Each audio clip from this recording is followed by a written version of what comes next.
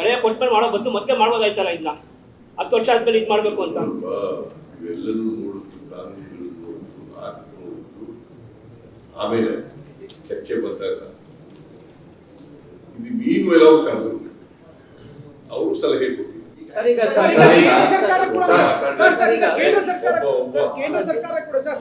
ಕೇಂದ್ರ ಸರ್ಕಾರ ಕೂಡ ಈಗ ಜಾತಿ ಗಣತಿ ಮಾಡ್ತೀನಿ ಅಂತ ಹೇಳಿದೆ. ಇನ್ನೊಂದ್ ಕಡೆಗೆ ಈಗ ನಿಮ್ಮ ರಾಜ್ಯ ಸರ್ಕಾರ ಸರ್ವೆ ಮಾಡ್ತೀವಿ ಅಂತ ಹೇಳಿದ್ದಾರೆ. ಪ್ರಶ್ನೆ ಕೇಳ್ಬಿಡ್ತೀನಿ ಸರ್. ಈಗಿರುವಂತದ್ದು ಈಗ ಹೊಸ ಹಿಂದುಳಿದ ವರ್ಗಗಳನ್ನ ಗುರುತಿಸೋದಿರಲಿ ಅಥವಾ ಮರುವರ್ಗೀಕರಣ ಮಾಡೋದು ಅಲ್ಲ, ಸಂಪೂರ್ಣ ಅಧಿಕಾರನ ಸಂಸತ್ತಿಗೆ ಕೊಡಲಾಗಿದೆ ಕೇಂದ್ರ ಸರ್ಕಾರದಿಂದ. ಹೀಗಾಗಿ ಈ ನಿಮ್ಮ ಸರ್ವೆ ಜಾತಿ ಗಣತಿ ಕೇಂದ್ರ ಸರ್ಕಾರ ಮಾಡ್ತಾ ಇರುವಂತ ಸಲಕ್ಕಿಂತ ಹೇಗೆ ಭಿನ್ನವಾಗಿರುತ್ತೆ ಮತ್ತೆ ಅದರ ಇಂಪ್ಲಿಕೇಶನ್ಸ್ ಏನಿರುತ್ತೆ ಸರ್? ಭಿನ್ನವಾಗಿ ಹೇಗಿರುತ್ತದೆ ಇಲ್ಲೂ ಕೂಡ ಕೇಂದ್ರ ಸರ್ಕಾರದವರು ಸೋಸಿಯೋ ಎಜುಕೇಶನಲ್ ಸರ್ವೆ ಮಾಡ್ತೀವಿ ಅಂತ ಹೇಳಿಲ್ಲ. ನಮ್ಮ Congress party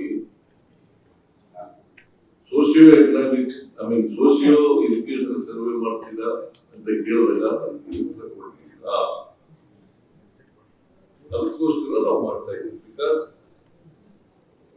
this act, Middle Class Act 1995, empowers state government to conduct socio-educational survey.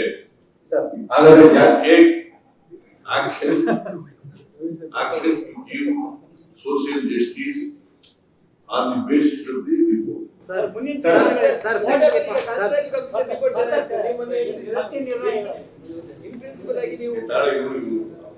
ಮುಂದಿನ ನಿರ್ಣಯಗಳೇನು? ಈಗ ಹೊಸದಾಗಿ ಮಾಡಬೇಕು ಅಂತ ಹೇಳಿ ತೀರ್ಮಾನ ಮಾಡಿದ್ರೆ ಮುಂದೆ ಏನು, ಯಾವಾಗ, ಏನು?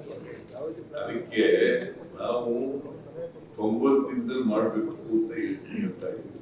ಅದಕ್ಕೆ ಆಯೋಗಕ್ಕೆ 90 days ನಲ್ಲಿ ಮಾಡಿ ಅಂತ ಹೇಳ್ತೀವಿ.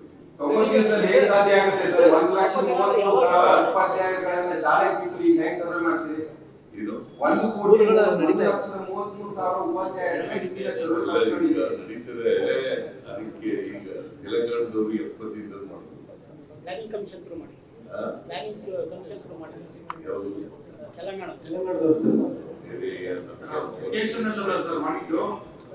ಈಗ ನೀವು ಹೇಳಿದ್ರಿ ಸರ್, ಹೇಳಿ ಒಬ್ಬೊಬ್ರು ಕೇಳ್ರಿ. ಸುಮ್ಮನೆ ನೀವೆಲ್ಲ ಒಟ್ಟಿಗೆ ಮಾತಾಡಿದ್ರಿ ಅದಾಗೋದಿಲ್ಲ. ನಾವಲ್ಲ 90 ದಿನ ಅಂದ್ರೆ ಯಾವತ್ತಿನಿಂದ 90 ದಿನ ಆಗ್ತದೆ. ಯಾವಾಗ ಇಂಟ್ರೆಸ್ಟ್ ಮಾಡ್ತೀವಿ ಅವತ್ತಿಂದ 90. ಈಗ ನೀವು ನಿನ್ನೆ ಹೇಳಿದ್ರಿ ಸರ್, ಮತ್ತೆ ಮನೆ ಕ್ಯಾಬಿನೆಟ್ ರೆಕಮೆಂಡೇಶನ್ಸ್ ಗೆ ಅಂತ ಕಮಿಷನ್ ರೆಕಮೆಂಡೇಶನ್ಸ್ ಗೆ ಈಗ ಕೆಲವು ಕ್ಯಾಟಗರಿ ಎ ಗೆ ರಿಸರ್ವೇಶನ್ ಜಾಸ್ತಿ ಮಾಡಿ ಕ್ಯಾಟಗರಿ ಬಿ ಗೆ ಕಮ್ಮಿ ಮಾಡಿದ್ರು. ಅದರಲ್ಲಿ ನೋಡಪ್ಪ ಕೇಳಪ್ಪ ಇಲ್ಲಮ್ಮ, 10 ವರ್ಷದಲ್ಲಿ ಜನಸಂಖ್ಯೆ ಜಾಸ್ತಿ ಆಗ್ತದೆ, ಆರ್ಥಿಕ ಸಾಮಾಜಿಕ ಬದಲಾವಣೆಗಳಾಗ್ತವೆ, ಆರ್ಥಿಕವಾಗಿ ಶೈಕ್ಷಣಿಕವಾಗಿ ಬದಲಾವಣೆಗಳಾಗ್ತವೆ. ಅದಕ್ಕೋಸ್ಕರವಾಗಿ 10 ವರ್ಷ ಆದ್ಮೇಲೆ ಆಕ್ಟ್ನಲ್ಲಿ ಬಹಳ ಸ್ಪೆಸಿಫಿಕ್ ಆಗಿ ಹೇಳ್ತದೆ, 10 ವರ್ಷ ಆದ್ಮೇಲೆ ಹೊಸದಾಗಿ ಸರ್ವೆ ಮಾಡ್ತಾರೆ.